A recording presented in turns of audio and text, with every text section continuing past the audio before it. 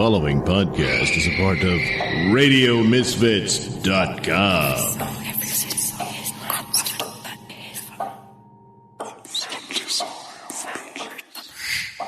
Guess what? It's another episode of the Mr. Nailsin Show. And, of course, as I always do for over these years, is for October, I do mostly Halloween-themed stuff for the show.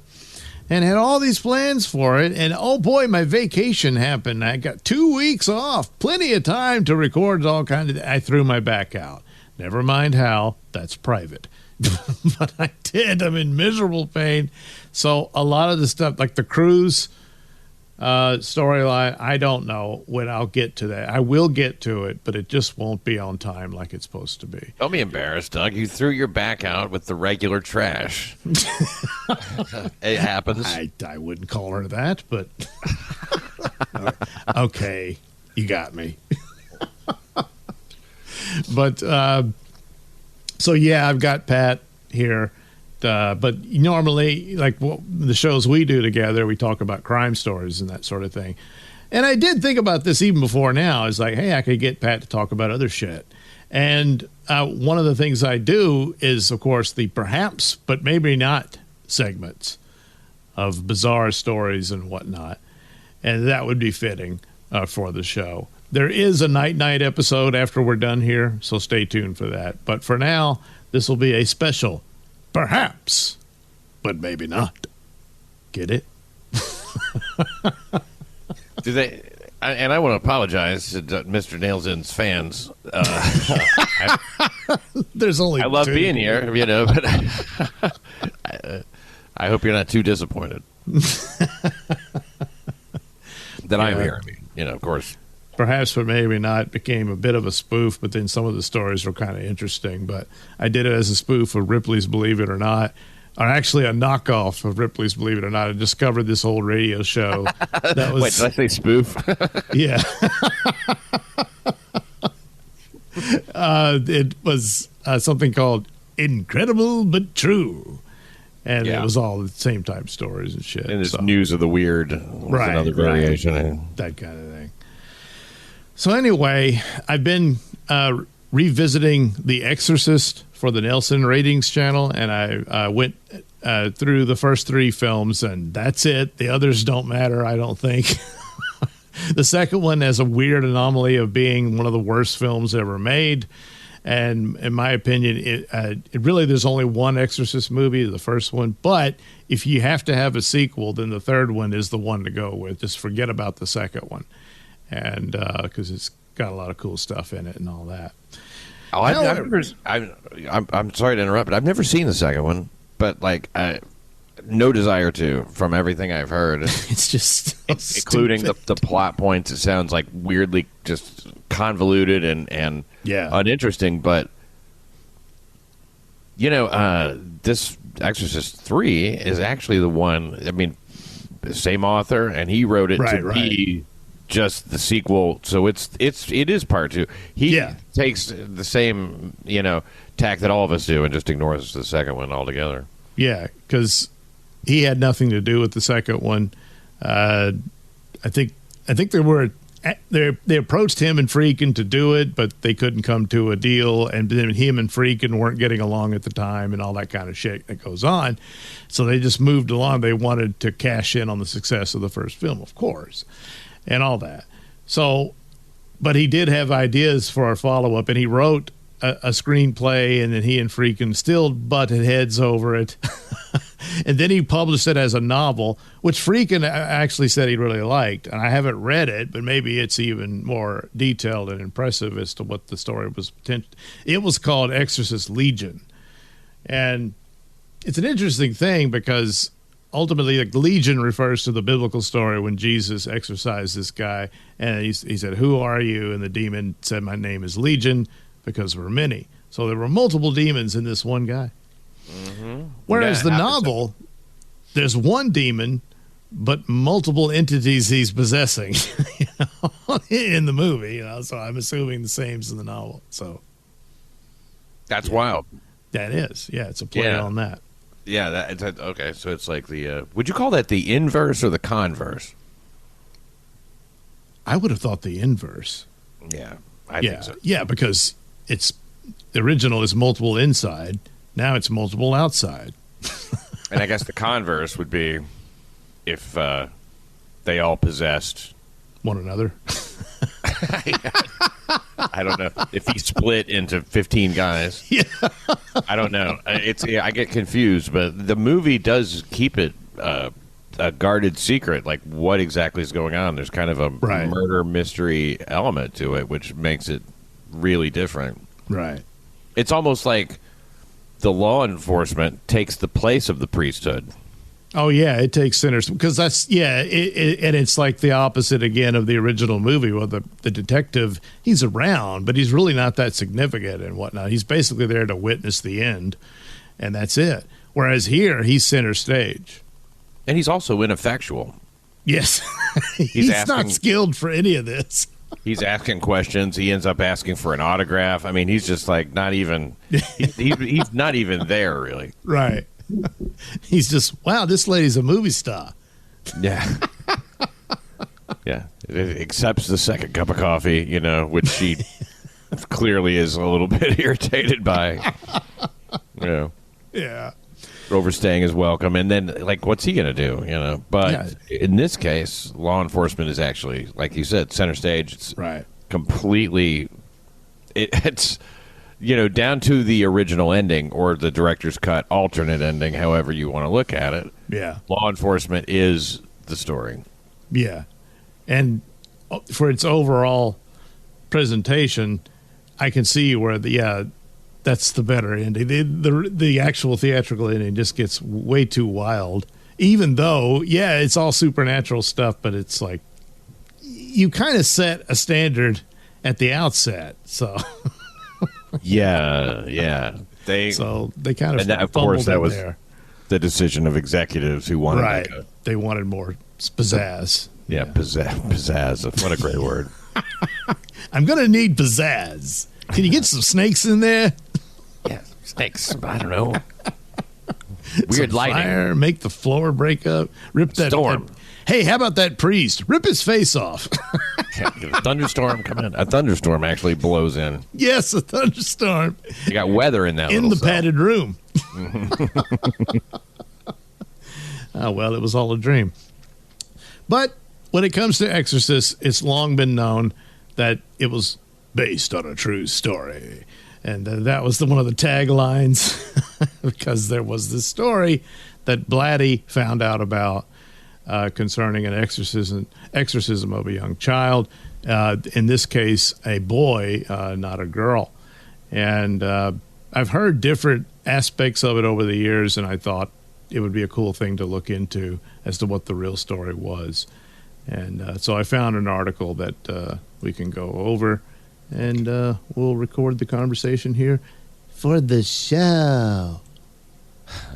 Wow. It's like, okay. That's good enough. Roland Doe. Yeah. That's fake last name to protect him? Oh, okay. Right. That was the name he was given. His identity wasn't revealed until only recently because he passed away in but they called him Roland Doe.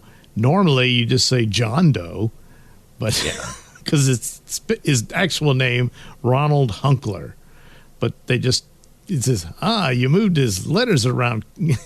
It's kind of a giveaway as to what his real name would be. So strange.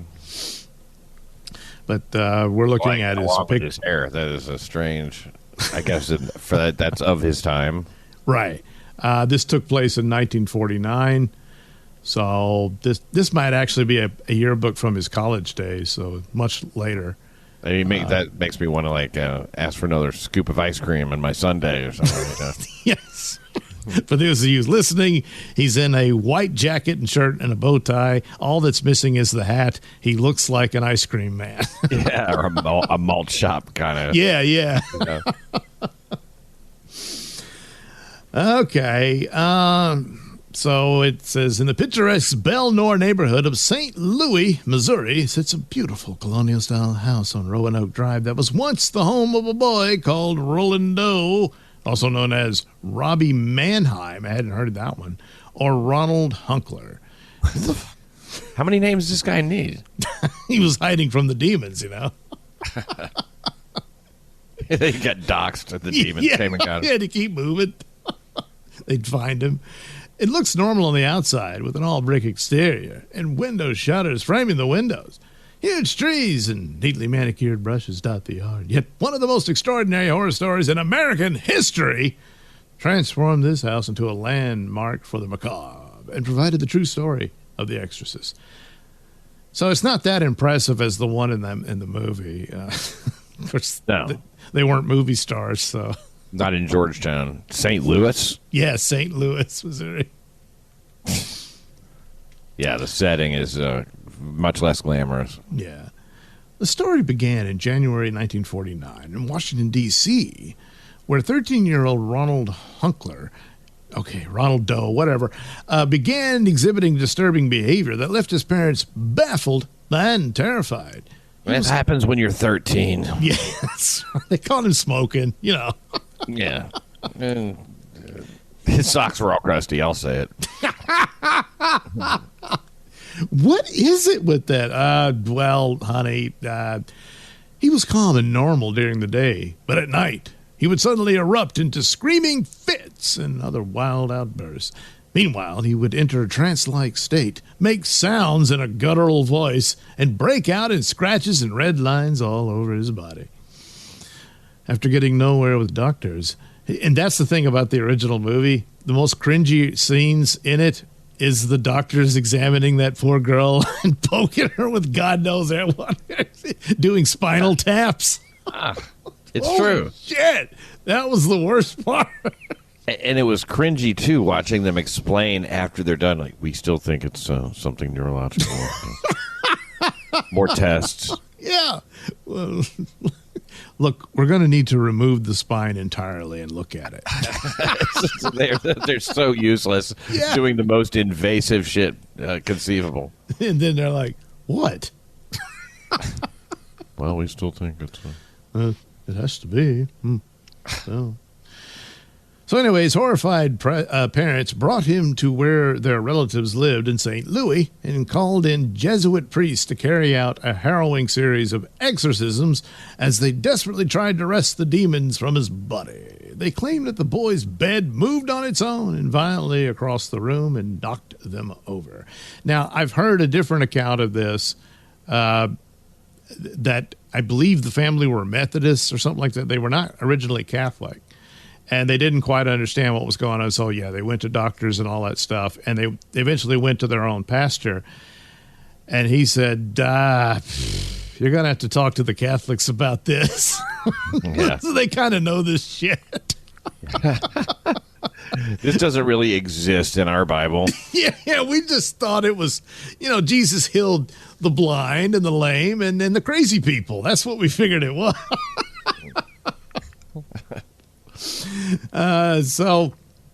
But it does, like the indications, like, you see the bed move in the movie and stuff. So obviously taken from, they say the same thing happened here. So finally on April 18th, the priests laid holy relics and crucifixes upon Ronald, shouting at Satan and telling the demon that Saint Michael would battle him for the boy's soul. 7 minutes later, Ronald came out of his trance and told them simply, he's gone. He's gone. Yeah. So they took him at his word, 7 minutes of exorcism? Yeah. Well, actually, this went on for a year, I think. Oh. This is a brief summary of it. It took them a while. They put him in an institution, and that didn't seem to work. And the facility was, they were like, we don't know what to do with this kid. And the priest said, all right, let's take him back home. And they tried again.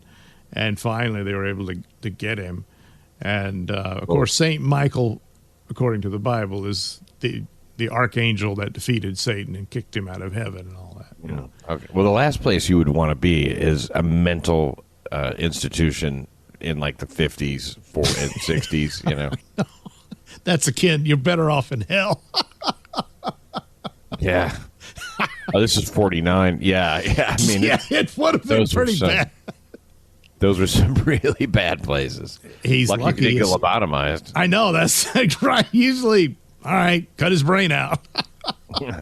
We don't know what to do. That was their go-to for everything. Yep. Oh, so your daughter's getting wild with the boys, huh? Well, we'll fix that. We've got a secret weapon. Now all she does is drool on herself. So the troubled life of Roland Doe. The 13-year-old believed to be okay. I know, but yeah, here's the interesting thing that is not in the movie, is that he had this very close relationship with his aunt. Oh. And she was into spiritualism and introduced him to a Ouija board, which he played with. So now the Ouija board does appear in the film, but it's very brief, and it suggests that because Reagan played with it, it invited the demon in. And that's been the standard plot of I don't know how many damn horror movies since. So the main lesson is don't ever let one of those fucking things into your house. Ever. What do you need that for? Look, if it'll scare you, fucking with it, and if it doesn't, then it's not entertaining. Yeah, then it's just a dumb board that someone expected you to pay money for. Satanic-looking shit. Yeah. I grew up in a very religious community, so none of us had Ouija boards. No. So this was one of the priests that was involved in it. Fucking Sinatra there. Yeah. You could have been a star. Oh, wait. Quite a lazy eye maybe on the right side. I can't quite be sure. Yeah, look at that. Yeah. It's kind of drooping there. More of a Zumach type, actually. Well, poor bastard. In early January, shortly. So, yes, the aunt dies, and then that's when Ronald starts to act out. He becomes bad Ronald. And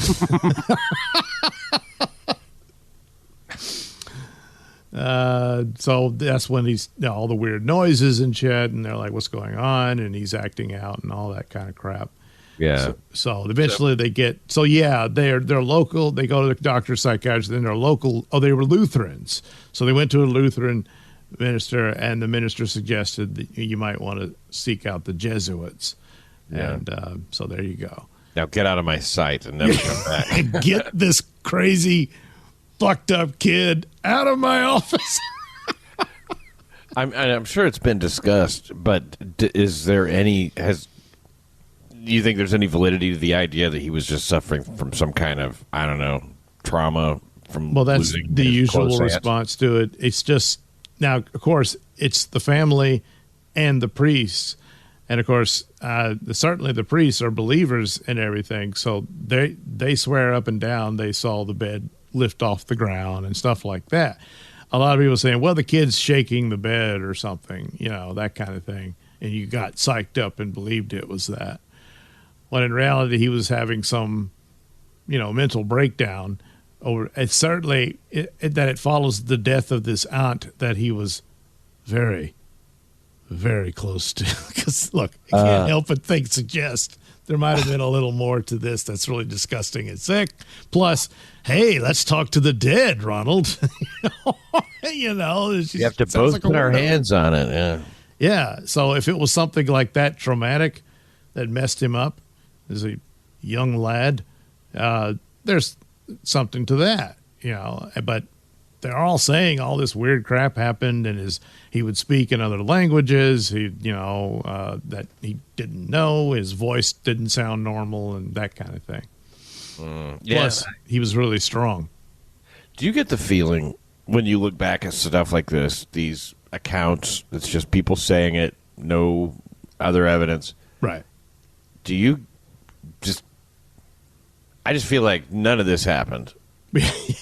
I know that's like, not very realistic. I mean, there was a Julius Caesar, there was, all these people exist, but it's like, these kind of stories are like, where it's just like no, I swear the bed rose up off the ground. It's like, I can't think of any reason why they'd want to lie about it, except if they were like, well, we're the Exorcism guys and our contract is coming up soon, so we need a W right now.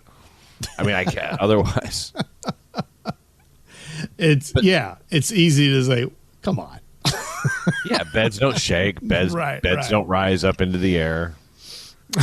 There's no explanation for that, except you have to go whole hog and believe that it's supernatural, and that's a tough leap. I would say, yes. They said they strapped the boy to the mattress and while they were doing the prayers and everything. And then he grabbed a piece of the bed spring out and stabbed one of the priests. So it was really violent, but that's not hard to believe. The bed floating is something else. Right, yeah, stabbing a guy. So a few days later, red scratches appeared on Roland.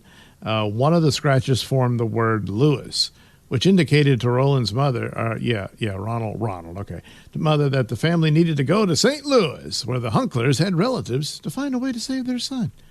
So I don't know that the demon would even suggest it, or unless that's Roland saying, take me back home to St. Louis. I don't know. But it was apparently written in welts on his skin. Lewis. Yes. They're like, what could that mean? Well, the only Lewis I know is St. Louis. So you say you're not sure, isn't that supposed to be Roland on the inside writing it like it was, like, I think she wrote Help Me or something like that? Yeah, like in the movie, she was writing Help Me. What if she wrote St. Louis? Where did they live before that, though? I thought he grew up in St. Louis. Yeah, that's right. See, now he's in, I forget where they went, Washington, D.C., I think. Mm. And, yeah, so now they're saying, oh, we need to go back home to St. Louis. So that's what they did. Could have just written home. Yeah. So I think there they met two more Jesuits and said, hey, you want in on this? And they said, sure. So they were trying to exorcise the kid, too. More of the mattress moving violently.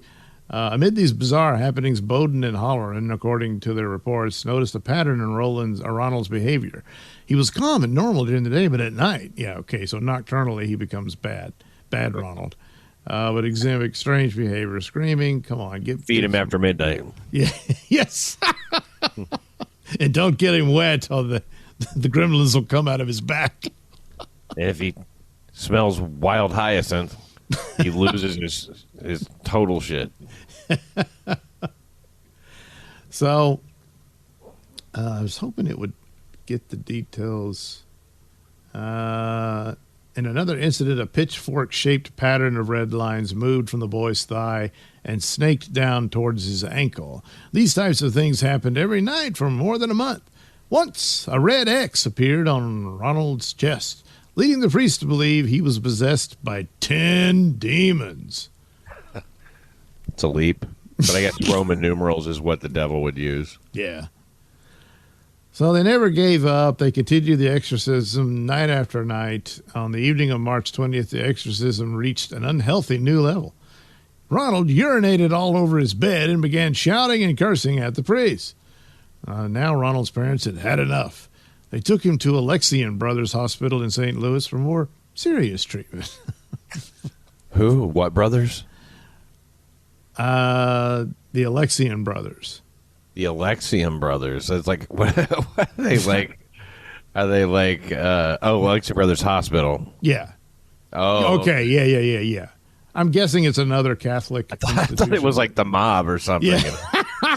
All right. We'll deal with this kid. Finally on April 18th. The Alexian Brothers. So, finally on April 18th, a miracle occurred in Ronald's room at Alexian Brothers.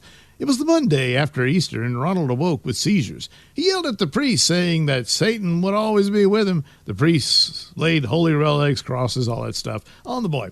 At 10:45 p.m. that evening, the attending priest called on to St. Michael to expel Satan from Ronald's body.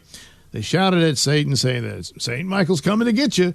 And 7 minutes later, Ronald came out of his trance and said, he's gone. All 10 of them. Yes. The teenager recounted how he had a vision that St. Michael vanquishing Satan on a great battlefield. So, according to Bowden and Halloran, the priest, the strange occurrences and behavior ceased after that. And despite providing the true story of the Exorcist, Ronald Hunkler went on to live a completely normal life from that moment forward. See, I don't understand why, once they get exorcised, they're not like looking over their shoulder all the time. I know, you would think. Because he could just come right back. You think you can get rid of me? I'm still here. Unless you develop an immunity after that. Once you have it once. Yeah. You can't go back. You can't have it again. It's like chicken pox. Yeah. And I think in some of the other accounts was certain scenarios like this played out too. The kid would say, I think he's gone. And they were like, oh, good. And then, no, he's not. And then this one, though, it seemed to be true to them. And then they heard a loud boom after it was over. So they're like, yeah, all right, we'll go with this one. That seems like a sign. Yeah. So no one would have ever known about the exorcism of Roland Doe, nor would it have become the true story of the Exorcist, if not for an article in the Washington Post, which reported in August 1949 that priests had indeed performed an exorcism. But the article was scarce on details. It didn't even give a name, whether Roland Doe, Robbie Mannheim, or Ronald Hunkler. Didn't give any of those. No. But thanks for listing them all, you shithead article. Yeah. Which, nothing has changed much, has it, Pat? No. And the case wouldn't make headlines again for more than 2 decades. In 1971, William Peter Blatty penned the best-selling novel The Exorcist, based on the unofficial diaries kept by Halloran and Bowdern. The book stayed on the bestseller lists for 54 weeks and spawned the hit movie, which incorporated the demon Pazuzu. So, of course, the movie took many liberties with its source material, turning the teenage Roland into a 12-year-old girl. The movie story also takes place in Washington, D.C., blah, blah, blah. So, yeah, and people have claimed that the diaries were of the priest, but I don't think they fully determined that. Other people who claim to have been there said, yeah, those are true. And all that sort of thing. So it could be a screenplay those assholes are working on. Yeah. There's no first-hand account. Not really. Just this Washington Post article, which they say doesn't give you a lot of detail. So, and it probably came from the diaries as well, right? Yeah. That's what the diaries are the ones describing all the That's just some shit a couple of dudes wrote. Right. You don't have anything. No one ever got to speak to this guy. He didn't want to talk about it, which was probably just him being a crazy kid. It's embarrassing. Yeah. I guess that's the house where it supposedly happened. That's the steps. That's the stairs. Yeah. So I don't know if he crawled like Spider-Man on the walls around. Right. No astronaut was over for a little party. Yeah. So following the exorcism of Roland Doe, the family moved back to the East Coast. Sources, which have always referred to him as Robbie Mannheim, say that he found a wife and started a family. He named his first son Michael after the saint believed to have saved his soul. Michael's the most popular name for boys year in and year out from like 70 to 90. Right. So, I mean... Yeah, so... Okay. Yeah. William Bowdern died in 1983 after serving the Catholic Church for decades. Walter Halloran lived until 2005 when he died of cancer. He was the last surviving member of the team that performed the exorcism of Roland Doe. Following the St. Louis exorcism, the room in the Alexian Brothers Hospital was boarded up and sealed. The entire facility was torn down in 1978. The house where they lived in Maryland is now an empty lot after it was abandoned in the 60s. And it says following that exorcism, but it could have been years after. It's just like, that's another way of saying after that happened. I think they're trying to sneak in a little causal effect to give the story some they boarded and sealed it immediately after the exorcism. Yeah, Here it says the whole place was torn down in 1978, so quite a while. Since 1949. Yeah. So, while most experts believe the actual name of Roland Doe to be Ronald Hunkler, only one person I thought they had revealed it. And only and exactly 0 people give a shit. Yeah, it really doesn't matter. Thomas B. Allen wrote a book on the story of Roland Doe's exorcism called Possessed.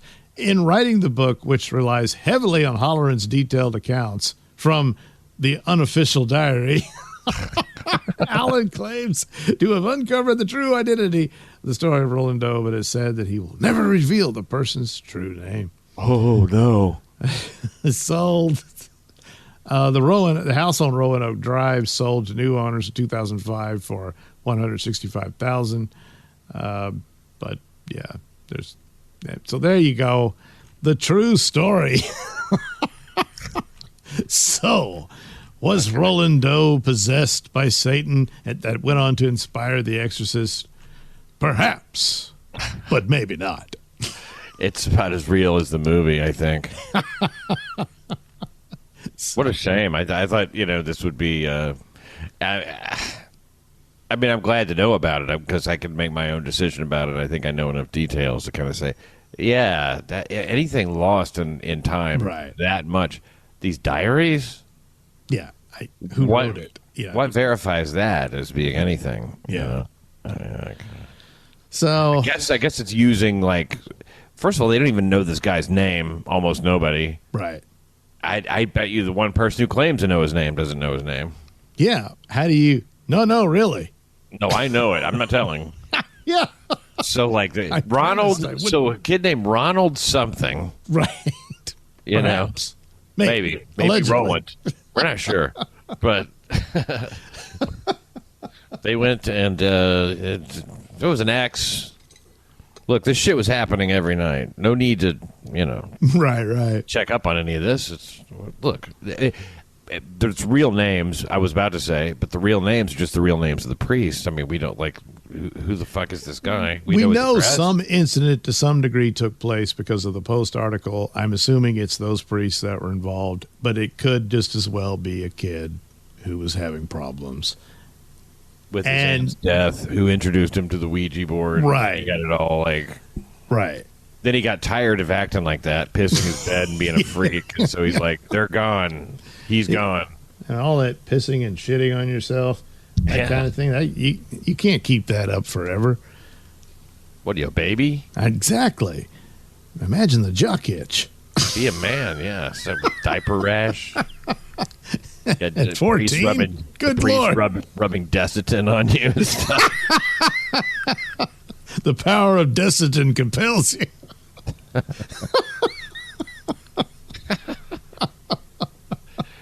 Yeah, the movie is... I read the book, and I don't think... I think I asked you about it, and you hadn't read it. It was scary. It was an actual scary book for me. I never read anything either arousing or scary besides that. Wow. The concept of it, is like you start... you get deep enmeshed in it. It's like, well, how do you stop these demons from taking you over? It's like... Seems like you really can't. Sure you can. I mean, look, we may all be demon-possessed just to a mild degree. Yeah, that's what they say, You have to conquer your demons. Original sin and all that. And, yeah. And occasionally you act out. Right. Punch somebody or something. But ultimately it's like, well, look, the devil made me do it. All right, let him go. I don't think it works that way. No. I'm convinced that about half the women I've dated have been demon possessed. I believe. Yeah, I think you can make a strong point about a couple of them. Yeah, a good few. Yeah. But again, it's like autism. There's a spectrum. Yeah. The spectrum of possession. Yes. Eventually, even the demons had enough. I'm leaving this bitch. Yeah. Some of them, it's like, oh, man, the demons are afraid she's going to possess them. Yeah. It could be. So, anyway, there we go. Now you know the rest of the story of how The Exorcist came about. Yeah. Perhaps, but maybe not. Anyway, thanks for joining me on this Halloween-themed show, Pat. My pleasure. Anytime. All right. You're listening to the Mr. Nailsin Show here on RadioMisfits.com. Dr. Deja Vu, I understand your team have secured the pan-dimensional keys that I have sought. Indeed, Doorman. We have secured the keys. Not for long, you have. What the hell? Who are these guys? Oh no, it's the best friends. Yeah, that's him, best man. This bitch, maid of honor. Yeah, but that third guy, he kind of looks That's what like... I've been trying to tell you. Doorman is on their side. But that is impossible. How can Doorman be over there with them when he's over here with us? I'm afraid, best friends, that these strange costume individuals have been bamboozled by an imposter of me. No, it is you who are an imposter of me. Dr. Deja Vu, you and your team must defend against this imposter's army, whilst I secure the keys. But, Doorman, how could this apparent imposter Doorman have accessed your pan-dimensional lobby? Now is not the time to question me, Dr. Deja Vu, for all reality is at stake. Simply obey and destroy them. I've got to admit, Doorman, that Dr. Deja Vu character does ask a very good question. I mean, how was this fake Doorman able to get to your lobby? Only one entity could have possibly pulled this off, best man, that being our true enemy. True enemy? Oh no, that can only mean... And he already has the keys. That's right, maid of honor, and that's why we're going to get them back. Best friends, attack! Oh, shit, they're charging for us. That's right, Frog Prince. We'd better brace ourselves. Yeah, you know what? We ought to split up and pick opponents. I'm going to go after that guy in the blue wetsuit, because, well, I'm in a wetsuit, too. Yeah, and I'm going to take this guy who's dressed up like a bird. Yeah, you know, he kind of looks like you. Well, it's just like that guy in the blue wetsuit. Kind of reminds me of you. And I gotta even admit that Best Man guy reminds me of Sun King. Yeah, it's weird, ain't it? Yeah, well, this whole thing's been weird. Yeah, can't argue with that. Hold them off. They must not get to the keys. Sorry to bust your bubble, Doctor, but that's exactly what I'm about to do. Oh, what the hell? Some sort of force field. Exactly. You will find it difficult to penetrate my mystic sphere. Mystic sphere, eh? Well, perhaps we'll give that mystic sphere a little charge.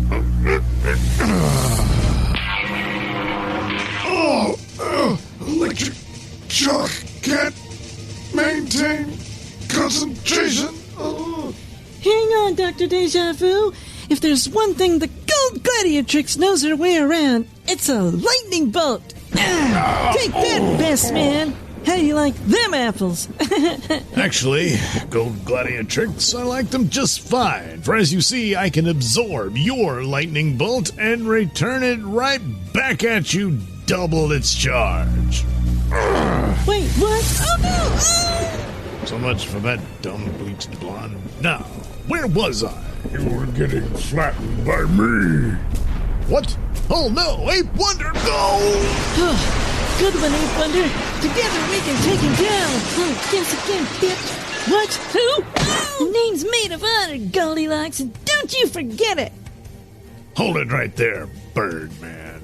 Take one more step, and I'll be forced to hurl my moonerang upon you. Guess again, Nightman. Whatever you throw at me, my specialized wing cape can deflect them. Wing cape. Man, you're really taking this bird motif a little too far so much you're actually growing a bird brain. I'm not Birdman, you idiot. I'm Wingman. Yeah, well, I'm not Nightman. I'm Night-Night. Yeah, well, now that we've gotten that out of the way, I'm gonna whoop your ass. Not before I whip yours.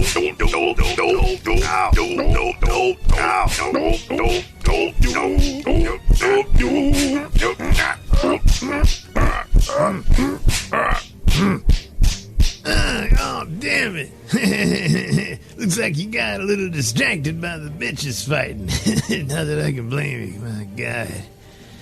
That maid of honor sure is a sight for sore eyes, and I just gotta... Hey, what the hell? Oh, what is this? Inside my tongue. Oh, what the hell? You got an elastic tongue? That's disgusting. Well, here, have a drink on me. Yeah, you gotta just keep the distance plugged in. You're gonna end up drowning at the hands of the pool man. You dumbass, joke's on you, because water only makes the frog breath stronger. Hey, what do you mean? Oh! So much for Nighty-Night. Now to get to those keys. Guess again, Wingman. What? Thanks, Hellbat. Oh, don't mention it, Night-Night. Well, it's too late because I already did. Hey, what's going on with our Doorman and Star Rider? I don't know. Quickly, Star Rider, we must make use of your conveyance to escape the lobby, lest the invaders get their hands on the keys. Well, wait a minute. You're the Doorman. Can't you just open a portal and escape on your own power? What do you need my Starflyer for? Don't question me, you stupid space twink. Just give me the Starflyer. Well, now, hold on a minute. Star Rider. Doorman, what is the meaning of this? Isn't it obvious, Dr. Deja Vu? The creature you have believed to be me is in reality our enemy in disguise. He is none other than the Bewitcher. Oh no! Has Night-Night and his friends been stupidly following a demonic force in disguise? Yes, that's exactly what they've been doing. Oh no, how are they going to fix this? Well, perhaps we'll find out in the next exciting episode of Night-Night.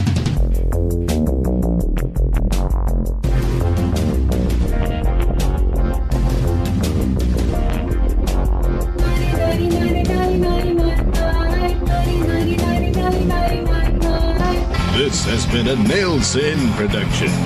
The Night-Night theme song is performed by Alistair White and his lovely wife, Heather. Incidental music is courtesy of Kevin MacLeod. All characters are performed by me, Douglas Nelson. Join us again, won't you?